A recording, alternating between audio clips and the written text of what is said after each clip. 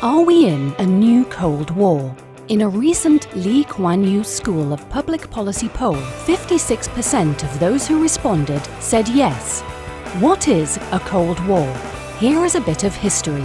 Between 1947 to 1991, non-violent geopolitical tensions between the US and USSR was called the Cold War. What was the Cold War about?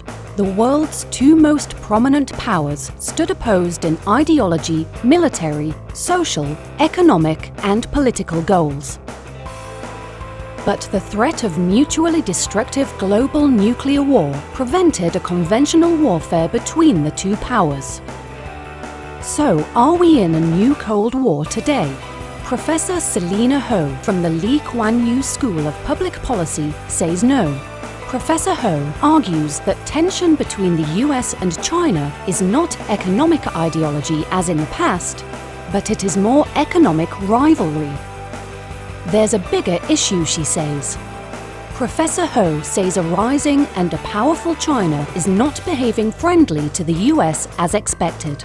China is not embracing democratic values, and the US is not very happy. Not all agree with Professor Ho. Professor Kanti Bajpai, also from the Kuan School of Public Policy, says there is a new Cold War today.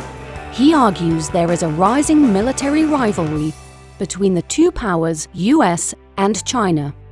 China's bold territorial claims in the South China Sea is upsetting US's allies in the region, and the US is not happy.